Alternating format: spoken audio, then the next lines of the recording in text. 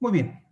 Tenemos lo siguiente. Un sistema automatizado tiene una resolución mecánica de 0.025 y una resolución de control de 0.15 milímetros.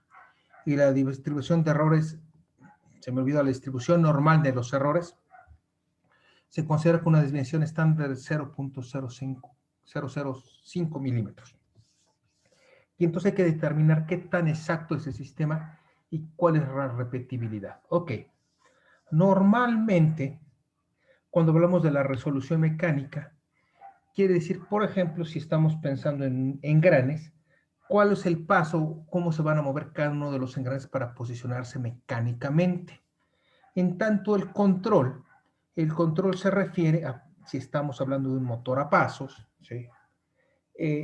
Cuánto va a girar en cada uno, cuántas posiciones son posibles con con una precisión determinada, ¿sí? La resolución se refiere básicamente a la precisión. Entonces, lo primero que tenemos que evaluar, no he puesto fórmulas para que quede claro esto, ¿sí? Vamos a hacer lo siguiente.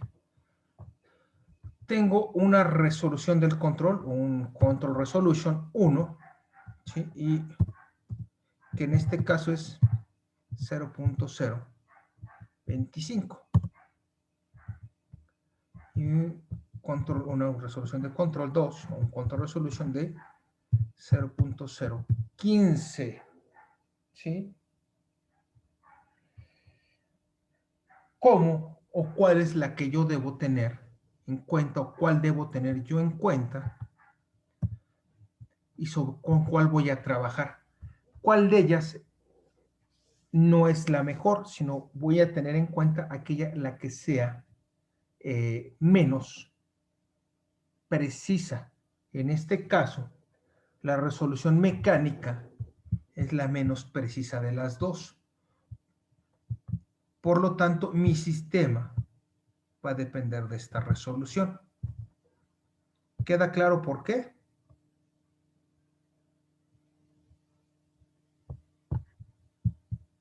¿Por qué debo tomar esa resolución? No, profesor, ¿lo podría volver a explicar, por favor? Con mucho gusto. Mira, yo tengo una resolución mecánica y una resolución electrónica, ¿sí? La pieza se va a posicionar, pensemos que estamos posicionando una pieza. El control o la parte mecánica, el movimiento que hace, lo más preciso que puede ser es 0.025 milímetros. Eso es mecánicamente cómo te va a posicionar. ¿Qué quiere decir? Imagina, ¿qué dice aquí? Imagina tú que lo que tenemos es una banda transportadora y entonces en esta banda transportadora va a avanzar y te va a decir, por ejemplo, va a avanzar aquí 3 milímetros, ¿sí? Y podría avanzar inclusive este espacio de aquí a acá, por ejemplo, para colocar algo. ¿Hasta cuánto? Estos 3 milímetros los va a mover de 0.025 en 0.025. ¿Sí queda claro?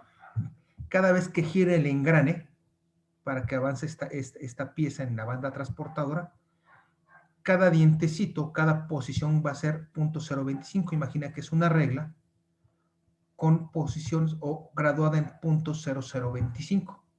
¿Hasta ahí estamos bien? Sí, profe. Muy bien. ¿Estás de acuerdo que si esto estuviera girando, aquí está el engrane y cada vez que se mueve un diente de engrane avanza 0.025, que es tu reglita? El control de la resolución es el control, digamos, de la computadora o del motor, y esa tiene la capacidad de hacer que el motor de esta pieza, de este engrane, haga que avance de 0.015 en 0.015. ¿Sí está claro? Sí, Sin embargo, sin embargo, tu pieza no se va a colocar cada 0.015, se va a colocar con la que es más grande, la de 0.0. Esta es la capacidad, o vamos a verlo así, muy, muy muy sencillo. Yo tengo una regla, esta regla mide en milímetros y esta regla mide en décimas de milímetro, ¿sí? En micras. Bueno, no en micras, no en décimas de milímetro, décimas de milímetro. Aunque esta tiene más precisión, ¿cuál es la que te limita más el sistema? ¿La grande o la pequeña? La grande. La grande. La grande. Entonces, la resolución va siempre en mi sistema. Voy a utilizar la que me limita más, porque aunque yo quisiera meter esta que es más precisa, finalmente la otra, la parte mecánica, va a ser o va a limitar mi sistema. ¿Queda claro por qué utilizo esta? Sí, profesor, gracias. No, ¿de qué? Muy bien. Entonces, yo tengo una ecuación para determinar la exactitud en los sistemas de este tipo. Y esta exactitud, ¿sí?, va a estar dada por la siguiente ecuación.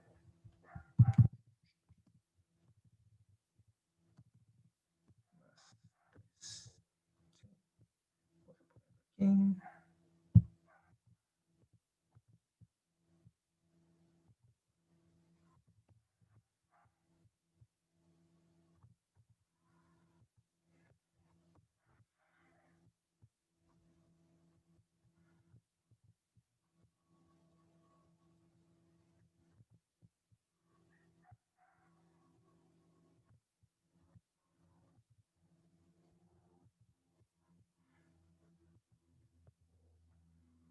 Ay, no lo voy a poner así.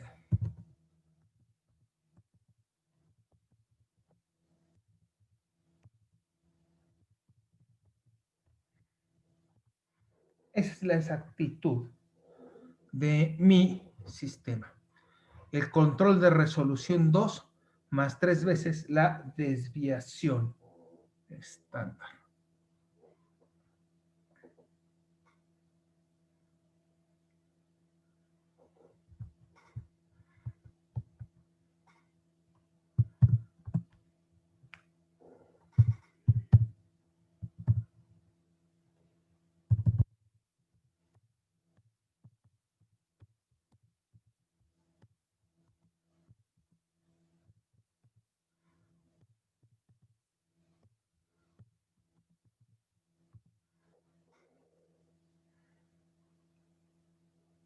¿Cuánto me da eso? 0.0275. Sí, muy bien.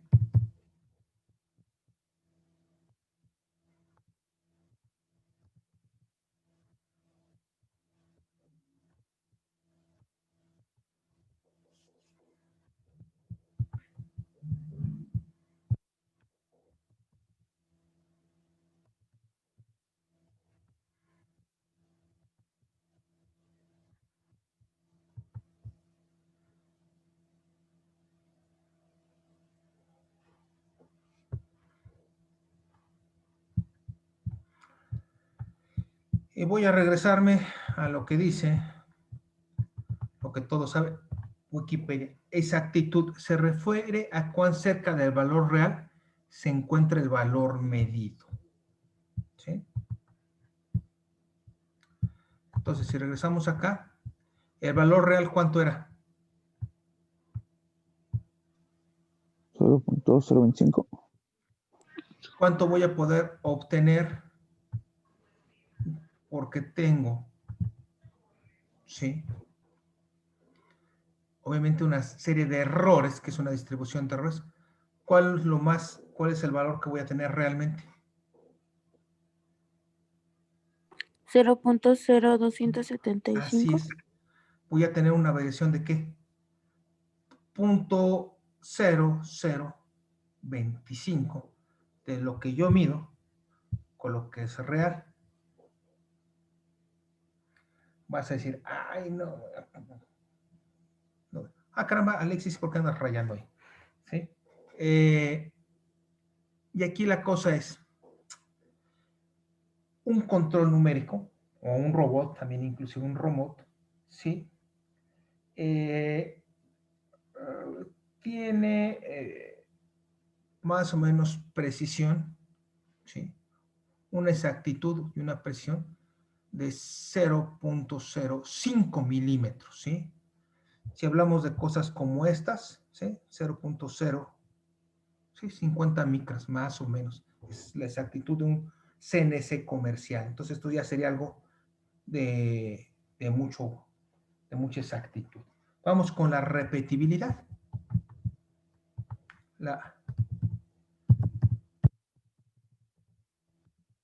Es 3 veces. Más menos, bueno, sería más menos 3 la. Esa es mi repetibilidad.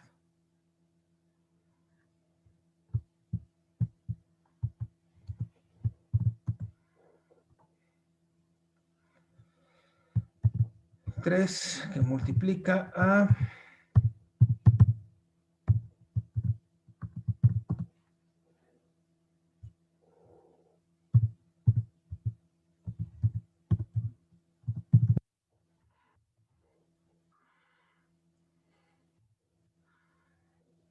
¿Sí estamos bien?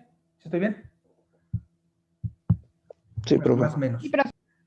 ¿Qué quiere decir eso? Que puede que dé que 0.275 más menos 0.0. 0.15. Esos son los limitantes que tengo en mi sistema automatizado. Repito, la aplicación. Por ejemplo, imaginen que están en una aplicación de llenado de botellas de agua. ¿Creen que esto es suficiente? ¿O está hasta sobrado? ¿O le falta?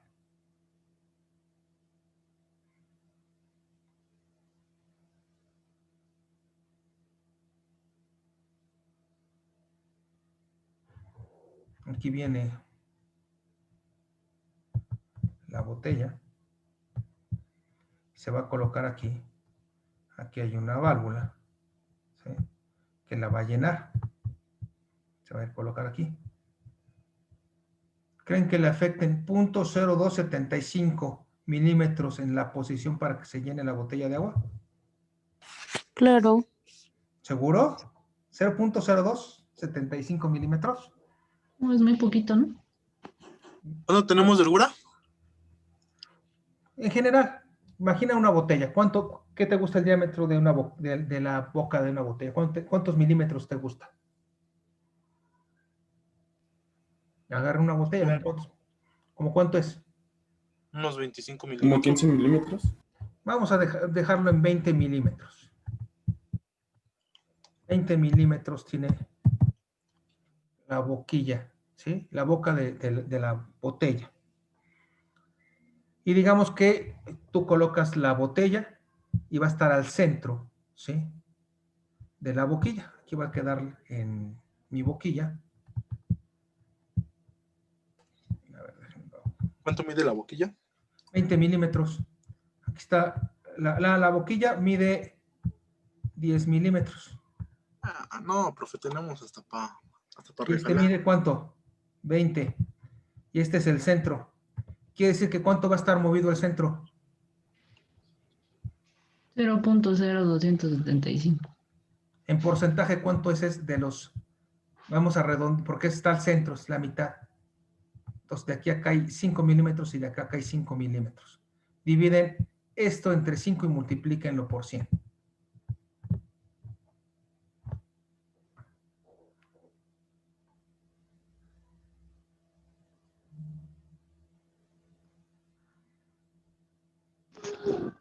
¿Dividir qué, profe? 0.0275 entre 5 y luego por 100. 0.55. O sea, estás hablando de que no va a estar en el centro, 0, va a estar desviado, ¿cuánto? 0.55, ¿qué? Por ciento. ¿Necesitas este control para llenar botellas? No, maestro. ¿Estás de acuerdo que está sobradísimo? Sí. Sí. Dos, otro ejemplo. Yo agarro y lo que tengo son... Voy a agarrar y voy a hacer la soldadura en un tanque de gas con un brazo de robot. Aquí voy a la soldadura. Más o menos el ancho de la soldadura del cordón es de 3/8. Le afectaría, 3/8 son como 5 milímetros. ¿Le afectaría un control con esta exactitud y esta repetibilidad? No. Porque estamos hablando que son 5 milímetros del cordón, ¿no? Entonces, si se mueve un poquito a la derecha o a la izquierda, da lo mismo. ¿Sí estamos de acuerdo? Sí, profe. En cambio, por ejemplo, si yo estoy hablando que estoy ensamblando un dispositivo médico, ¿sí? Y aquí voy a utilizar este control para ensamblar el láser, por ejemplo, para ojos, ¿sí? Y este láser tiene 0.1 milímetro, ¿sí? Aquí tengo un 0.1 milímetro de precisión, ¿sí? Para que salga el láser. Ya cuando hablamos de 0.1, ¿sí? De milímetro, con esta exactitud, dividan 0.0275 entre 0.1 y multiplíquenlo por 100.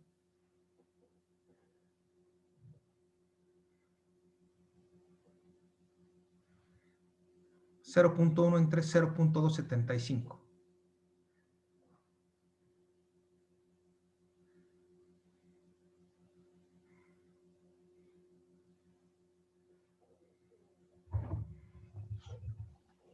Por 100.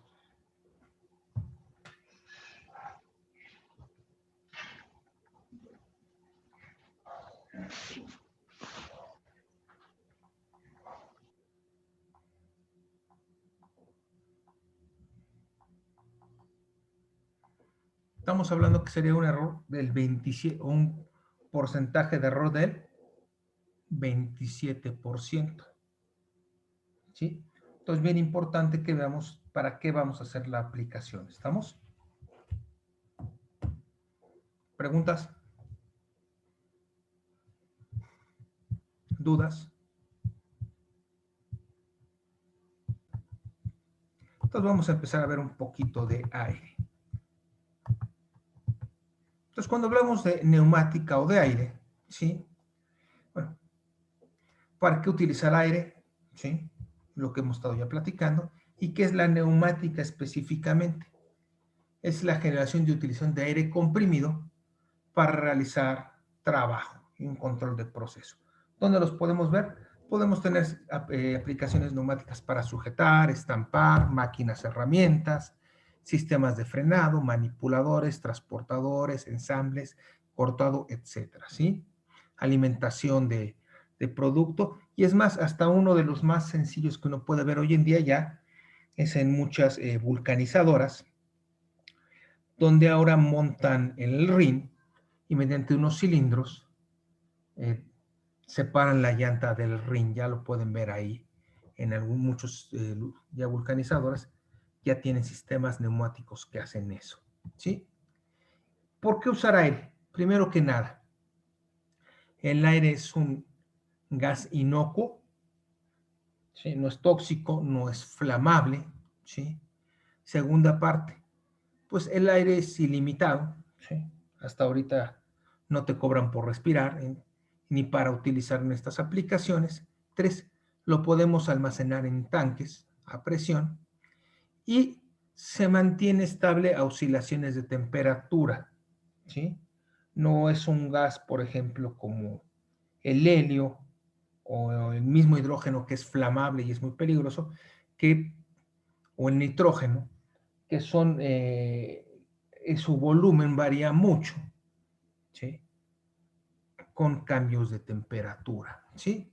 Esto ya lo vimos, fuerza sobre área, las unidades. Y aquí hay una parte importante. Voy a tener, esto es un sistema de generación de aire. Tengo compresores, tengo una red, tengo secadores, tengo lo que son, lo que es preparación del aire comprimido, que son los sistemas para que el aire salga sin humedad, salga sin partículas, antes de que yo lo meta a mi sistema de control automatizado. ¿Sí queda claro? Entonces, sí, lo importante es por qué necesitamos tratar el aire, cuál es la importancia del aire comprimido, ¿sí? Bueno, lo tenemos que tratar porque si no contamina el sistema, a nuestras máquinas, ¿sí? ¿Y qué tipo de contaminación? Les había dicho humedad, partículas de óxido, en algunos casos aceite, o no viene ahí, pero impurezas que no queremos, ¿sí? Pueden ser contaminantes, inclusive de tipo orgánico biológico, que puedan afectar mi proceso. Una de las razones por las cuales muchas empresas de alimentos tienen automatizadas sus líneas es precisamente eso, no tener o no entrar en contacto con las personas, con el alimento, porque lo pueden contaminar de manera orgánica, ¿sí? O de tipo biológico. Eso es por eso es tan importante para muchas empresas utilizar un sistema automatizado. Dos, muchos sistemas utilizan aire. ¿Por qué utilizan aire? El aire yo lo puedo filtrar y entonces le llaman aire seco, no tiene humedad, pero también puedo filtrarlo para que no tenga algún agente biológico y por lo tanto no contamine mi producto. Esas son de las partes importantes por las cuales no utilizamos personas y mejor preferimos utilizar aire. ¿Dudas? Vamos a empezar a ver entonces si lo que es tratamiento de aire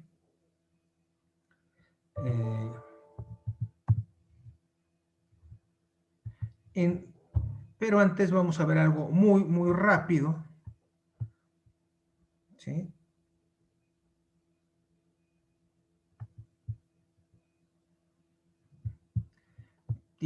Bueno, no sé si voy a poner, ¿por qué no? A ver, déjenme un segundito, no que sea más rápido.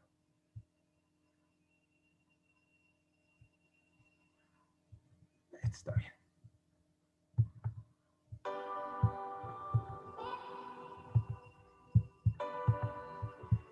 Nada más tantito. Profe, no se veía el video. Tenemos una fábrica de helados, porque ahorita pues, a nadie se le antoja el helado, entonces por eso lo puse, por el frío que está haciendo. Pero vean, todos son sistemas neumáticos y me voy a parar un segundo aquí. ¿Ven estas tuberías azules? Sí, Son profe. Sí. aire, ¿sí? Las tuberías azules, estas azules, ¿sí? Son aire, ¿sí? Y tenemos dos tipos de aire. No se pueden ver que hay una azul y hay una blanca. Sí, profe. Las dos son aire. Lo que pasa es que uno es aire con el cual sube y baja, ¿sí? Sube y baja, ¿sí? Y otro es aire para alimentar, ¿sí? Bueno, para que se abra la válvula, que abre y cierra la válvula que está aquí. Me regreso tantito. Tienen diferentes entradas de aire dependiendo de cómo es tratado el aire. Los sistemas neumáticos, es lo que decíamos, la precisión, ¿sí? Vean la velocidad a la que se está haciendo.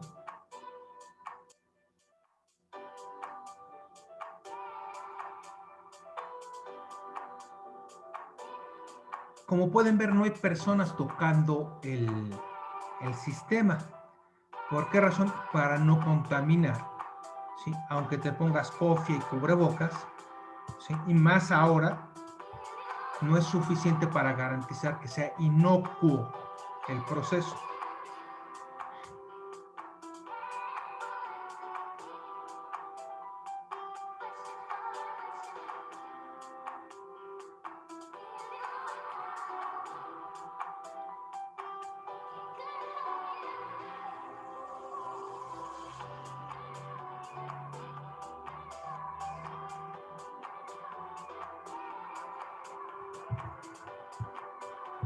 Ahora, rápidamente, Aquí tenemos conviviendo varios fluidos. ¿Se dan cuenta? El aire que hace que sube y baja, pero también tengo fluidos, que es la crema o lo que le están poniendo encima del helado para hacerlo.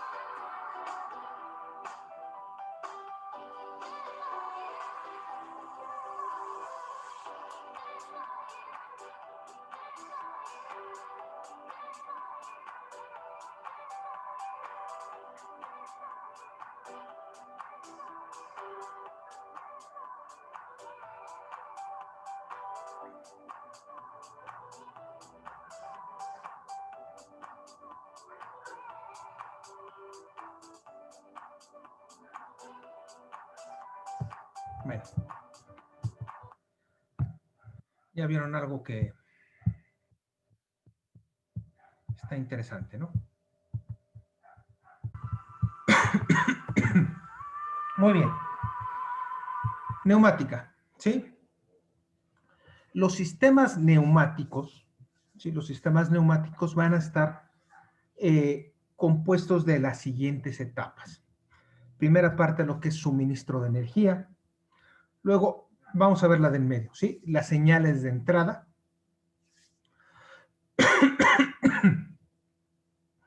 Lo que son los elementos de proceso, los elementos de mando y finalmente los elementos de salida. Esa es la estructura que tiene un sistema neumático. Y hoy... ¿Puede repetirlo, profe, por favor?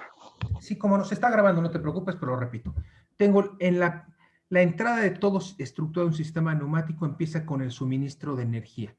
En este caso, la energía la suministra el aire a presión, ¿sí? Y ese aire a presión va a pasar a las señales de entrada, ¿sí? También se les llama sensores, aunque propiamente no son sensores, pero son señales de entrada. Y luego va a pasar a lo que es el procesamiento, ¿sí?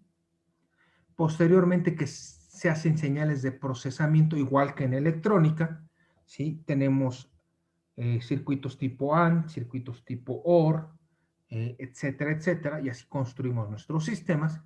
Entra lo que son los elementos de maniobra, que son los que van a actuar, los elementos de salida, que son nuestros actuadores, ¿sí? Así es la estructura que tenemos en un sistema neumático.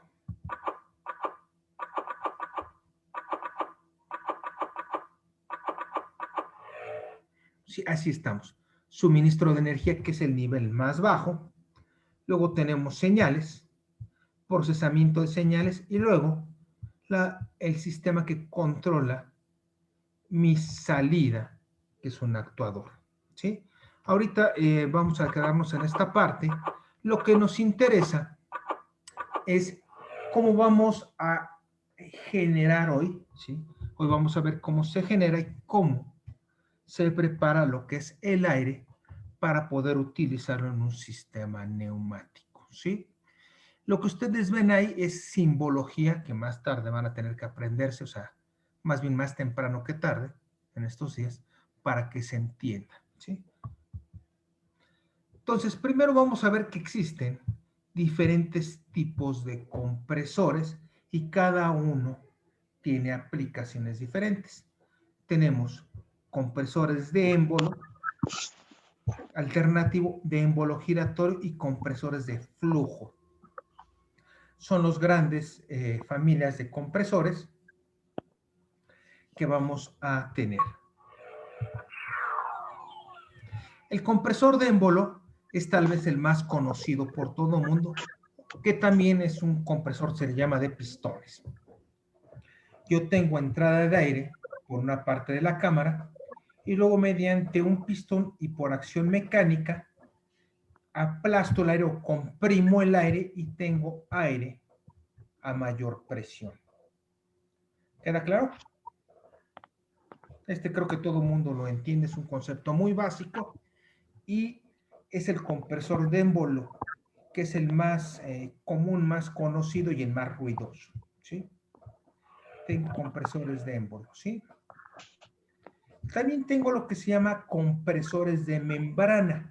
Es prácticamente el mismo principio, pero aprovecho una cámara más grande y a través de una membrana plástica comprimo el aire para elevar la presión. ¿Sí? Sí.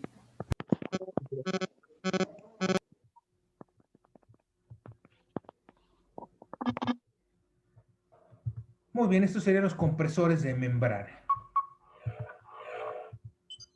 Luego tenemos los compresores de paletas. Pueden ver que las paletas se encuentran de manera excéntrica, ¿sí? Y son variables. Y entonces estas paletas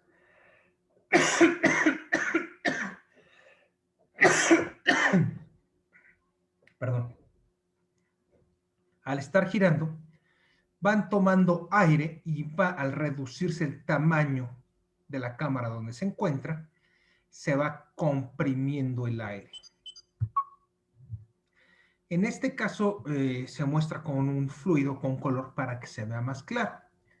Pero este es cómo funciona un compresor de paletas. ¿Estamos bien? Sí, profe. Bueno, estos son los compresores de tipo émbolo, ¿sí? Repito, los compresores de émbolo, compresor de membrana. Luego tenemos los compresores de émbolo giratorio, como es el de paletas, el de tornillos, ¿sí? Y tenemos de roots, no sé, no conozco qué otro nombre se le da en español, si hay una traducción, ¿sí? En México también se le llama de roots. ¿Qué tenemos? Tenemos unos excéntricos con esta forma, se les llama, tiene forma como de frijol, ¿sí? Y entonces así es como comprimimos el aire. ¿Sí? Estas son algunos de los compresores que tenemos, ¿sí? Luego vamos a tener finalmente, ¿sí?, los compresores de flujo, que tenemos los radiales y los axiales. En este caso lo que utilizamos son turbinas, ¿sí?, en ambos casos, para aumentar la presión del aire, ¿sí? Ahora, después de que comprimimos el aire, ese aire lo tenemos que almacenar en algún lugar. Y ese lugar se le llama como acumulador, que es el tanque, ¿sí? Que tiene estos componentes. Tiene un manómetro, tiene un termómetro, válvula limitadora de presión, una mirilla o compuerta y la válvula de condensado, ¿sí? Bueno, vamos a empezar de abajo para arriba. La válvula de condensado, les había comentado que cuando uno comprime el aire y este aire pasa, en este caso al acumulador, yo elevo la presión, pero también elevo la temperatura. Entonces, el vapor de agua ¿sí? O el agua que hay en el aire se vaporiza y una vez que entra al compresor, digo una vez que sale del compresor y entra al tanque, a lo largo del tiempo este se va condensando y se va a ir acumulando agua en nuestro tanque. Normalmente por gravedad el agua va a caer a la parte de abajo y entonces yo teniendo una válvula de condensado, de hecho el tanque aquí está completamente horizontal, debe llevar una pequeña inclinación, ¿sí?